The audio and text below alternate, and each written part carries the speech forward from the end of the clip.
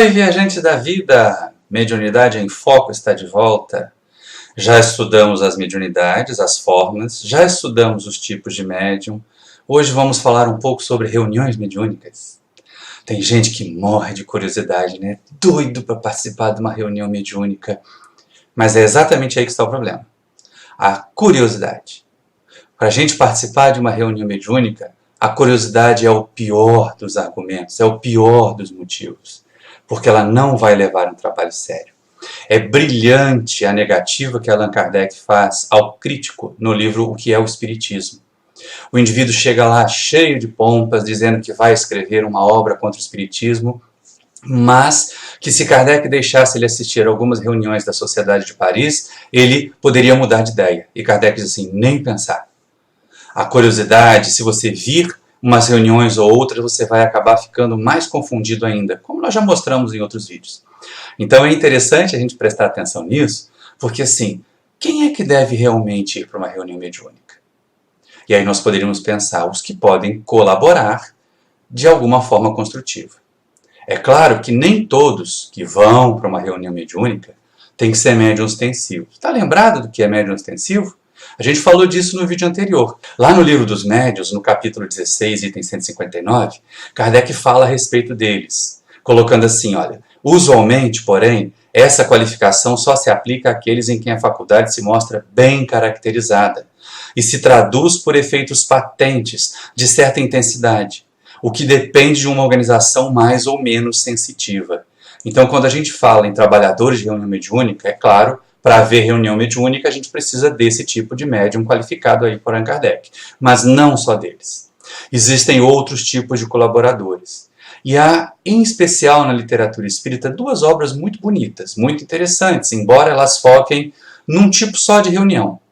Lá no livro dos médiuns, Allan Kardec vai falando a respeito das comunicações e a gente poderia pensar em reuniões com tipos diferentes. Reuniões mediúnicas para estudos, reuniões mediúnicas para socorro aos sofredores desencarnados, reuniões mediúnicas para investigações científicas, que são raras nos dias de hoje.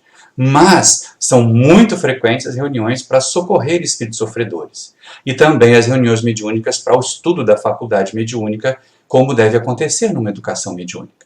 E como compor essas reuniões? E eu dizia, há duas obras muito interessantes, muito especiais. Uma de um autor encarnado, o nosso amigo Hermínio Miranda, que agora já está desencarnado, mas quando ele escreveu o livro estava conosco, que é o livro Diálogo com as Sombras, em que fala desde o iniciozinho a formação do grupo. E o outro livro é o Desobsessão, do André Luiz, que fala especificamente sobre a reunião de desobsessão para auxílio aos sofredores. E aí a gente pensa assim, bom, mas a casa espírita já tem reunião. Ótimo, melhor ainda. Se você na sua casa espírita já tem essas reuniões mediúnicas para estudo, educação mediúnica, para atendimento aos sofredores da desobsessão, e tem o compromisso da mediunidade, se propõe a estudar.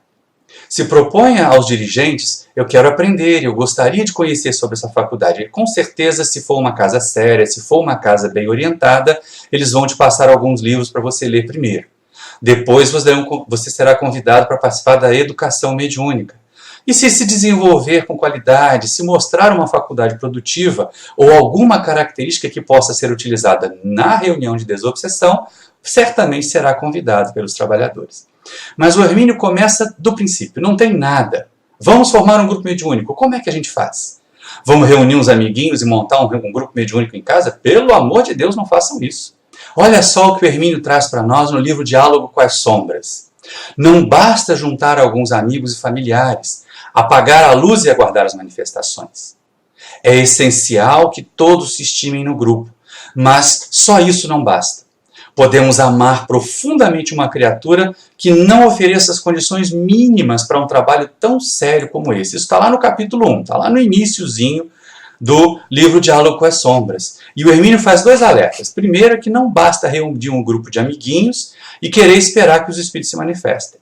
Temos que ter um grupo preparado, qualificado para isso. Qualificação no trabalho mediúnico. E o outro é que esse grupo que vai se reunir precisa ter uma característica acima de todas as outras. Acima até mesmo de faculdade ostensiva portentosa. Precisa haver afinidade. Precisa haver estima. Não quer dizer que todo mundo tem que pensar igualzinho, não, hein, gente? Mas que as pessoas não podem se hostilizar. Mas, como diz o Hermínio, não basta que as pessoas tenham essa característica da estima se elas também não tiverem a faculdade mediúnica, se elas não tiverem aptidão, se elas não tiverem disciplina e controle.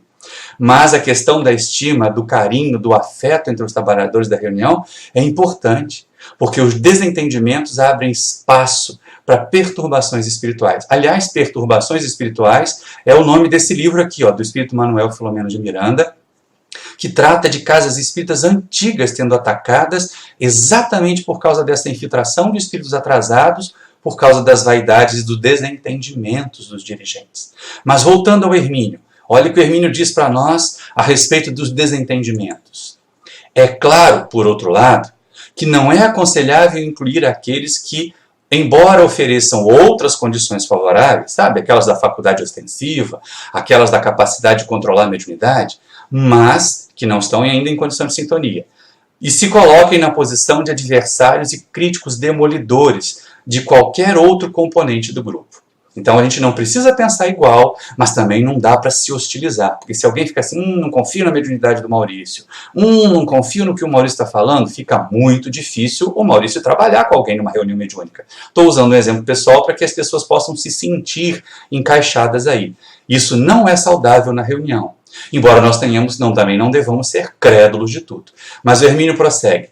Até a discordância ideológica acentuada, mesmo em outros setores do pensamento, pode criar dificuldades para o grupo. Gente, olha só que coisa interessante. Nós estamos em 2019 e eu fico aqui pensando, os amigos espirituais devem ter tido um trabalho danado no ano passado. Porque quantas criaturas não levaram para reunião mediúnica as suas ideologias políticas naquele momento confuso que nós vivemos.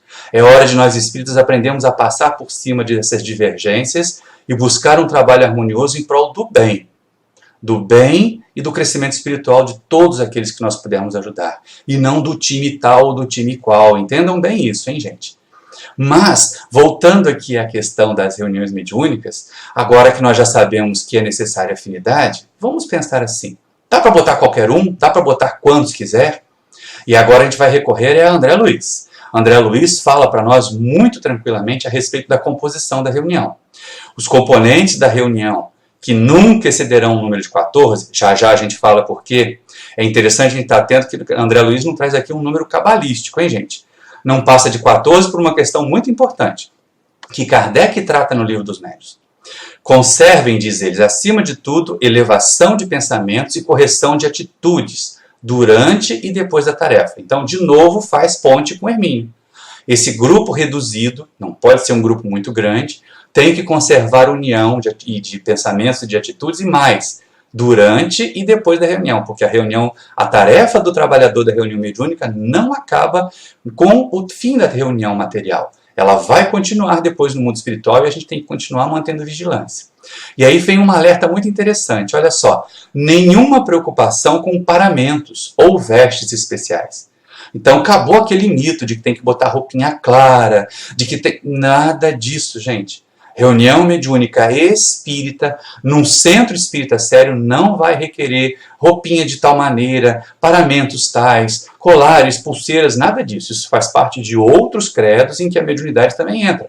Mas aí é responsabilidade deles. Nós temos que ser cautelosos, cuidadosos e zelosos da doutrina espírita. Então, numa casa espírita, nada de preocupações com paramentos ou vestes especiais. E as funções de cada um deles? André Luiz ainda vai dizer para nós, olha, num grupo de 14 integrantes, por exemplo, trabalharão de 2 a 4 médiuns esclarecedores, de 2 a 4 médiuns passistas e de 4 a 6 médiuns psicofônicos. Isso está lá no livro Desobsessão, capítulo 20. E é interessante a gente pensar o seguinte, por que esse grupo reduzido, né? Porque Kardec fala que é difícil manter a harmonia para um grupo muito grande. Um grupo que esteja muito divergente, que esteja muito heterogêneo, vai acabar tendo problemas de sintonia. Então é lógico que nós somos convidados a fazer reuniões mediúnicas mais estritas, mais reservadas. O que já chama atenção para um fato, reunião mediúnica como a desobsessão, reunião mediúnica de socorro aos sofredores desencarnados, jamais poderá ser uma reunião aberta ao público. Principalmente para os assistidos, para os sofredores. porque ali a perturbação pode ficar ainda maior em vez de mitigá-la, em vez de diminuí-la. E a gente entende por quê. Até nesse número de 14, a gente pode considerar, se os médiuns esclarecedores acumularem as funções de médiuns passistas, dá para diminuir ainda mais o grupo, pelo menos em 4.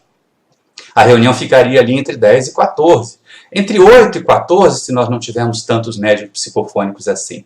Hoje em dia está difícil fazer uma reunião com 10 médiuns e trabalhadores equilibrados. Gente querendo participar de mediunidade tem um monte. Agora, com qualidade para o trabalho do bem na desobsessão, são raros. E precisam de tempo e preparação e estudo contínuo. Mas ainda, voltando a André Luiz, por que uma reunião privativa? Por que uma reunião de socorro aos sofredores reduzida a um grupo pequeno e em reservado? Porque a gente vai pensar o seguinte, se fosse você, se você estivesse sofrendo desencarnado lá, lembrando das dores, do ódio que sente de alguém, gostaria que a sua história fosse exposta para um público grande, para uma plateia? É por isso. André Luiz fala até de isolamento hospitalar. Olha só que texto bonito. Arrede-se da desobsessão qualquer sentido de curiosidade intempestiva ou de formação espetaculosa. Está vendo a curiosidade como prejudica aí? Coloquemo-nos, diz André Luiz, no lugar dos desencarnados em desequilíbrio e entenderemos de pronto a inoportunidade da presença de qualquer pessoa estranha à obra assistencial dessa natureza. Como é sério, como é grave essa ideia de que nós estamos ali na reunião de desobsessão como se estivéssemos num CTI, num atendimento ou num pronto-socorro, melhor dizendo, onde as dores dos sofredores desencarnados não podem servir de palco, de teatro para as pessoas se distraírem, para matarem a sua curiosidade. Para encerrar a nossa tarefa, olha o que o André Luiz recomenda a respeito de uma reunião tão séria como essa. O amparo e o esclarecimento aos espíritos dementados, os sofredores, é serviço para quem possa compreendê-los e amá-los, respeitando-lhes a dor, inclusive respeitando o sigilo. Não fiquemos falando, comentando do que se passa numa reunião mediúnica. Ah, veio um espírito de suicida e ele morreu desse jeito. Isso é relembrar, é mandar de volta para esses espíritos sofredores as imagens das quais eles têm que se livrar. E a respeito disso, então, vem uma observação de André Luiz que é muito importante. Se é necessário manter a harmonia, se é necessário manter o equilíbrio do ambiente, manter a sintonia, será que num ambiente fora do centro espírita uma reunião como essa tem lugar? Já imaginaram fazer isso na casa da gente? Em que um dia você tem o grupo reunido para reunião, no outro dia as pessoas estão dando uma festa, estão fazendo uma balada, estão tomando bebidas, estão consumindo excessivamente o álcool e fumando? É muito complicado reunião mediúnica fora do centro espírita. Hoje isso não é recomendado. Pode ter sido útil, pode ter sido importante na época da codificação, quando nós não tínhamos casas sérias, mas hoje nós temos. Por favor, procure um centro espírita sério, se ligue a ele e vá trabalhar mediunicamente. Não tente inventar uma reunião doméstica, uma reunião mediúnica particular. Mas voltando a André Luiz, e por que da reunião não ser doméstica? Ele diz o seguinte, daí nasce o impositivo de absoluto isolamento hospitalar para o recinto dedicado a semelhante serviço de socorro e esclarecimento. Está vendo, gente? É como se fosse mesmo um isolamento hospitalar. Depois do atendimento no pronto-socorro, vai para o CTI. E no CTI tem furdunço? No CTI tem movimento de curiosos? De jeito nenhum. O sofrimento ali é cuidado muito delicadamente, com muita gentileza e com muita discrição. Mas voltando a André Luiz, a desobsessão, tanto quanto possível, deve ser praticada de preferência no templo espírita, ao invés de ambientes outros de caráter particular. Então, olha só, encerrando aqui a nossa tarefa sobre reuniões mediúnicas, aquiete a sua curiosidade. Se qualifique primeiro. Siga a recomendação de Kardec, aquele personagem crítico, vá estudar. Procure se informar sobre como funciona uma reunião mediúnica. Esses dois livros, O Diálogo com as Sombras e o Desobsessão, falam sobre o funcionamento de uma reunião mediúnica. Se você tem curiosidade, vá estudá-los primeiro. Participar de uma só se for de interesse do crescimento espiritual, só se for no interesse de ajudar. Pense nisso para se tornar um bom trabalhador. Há tantas outras atividades na casa espírita que o bom trabalhador pode fazer e em todas elas ele vai ser médium. Porque quando a gente ajuda um sofredor, a gente está sendo médium do guia desse sofredor. Reunião mediúnica só para quem tem qualificação para trabalhar em reunião mediúnica. E eu espero que você tenha gostado desse vídeo. Ficou alguma dúvida? Converse conosco aí embaixo, deixe seu comentário. Você ainda tem aquela curiosidade feroz de conhecer uma reunião mediúnica só para ver como é que é espírito baixar? Ou já entendeu que numa reunião mediúnica o caso é muito mais sério? Dores muito graves podem estar sendo expostas. Ela serve para aprendizado e ela serve principalmente hoje em dia para socorro aos sofredores. Comente para nós. Nós te pedimos, encerrando, que se inscreva no nosso canal, que também acione o sininho para receber notificações. Se gostou desse trabalho, deixe o seu like, diga por que gostou. Se não gostou, pode dar o dislike, mas por favor, venha aqui embaixo e diga para nós, olha, eu não gostei desse ponto. Ficou faltando explicar isso e a gente vai tentar fazer um trabalho melhor. Desde já eu te agradeço. Peço seu comentário e peço que você divulgue esse vídeo aos seus amigos nas suas redes sociais. Muito obrigado pela sua atenção e tchau! Até o próximo vídeo, tá bom?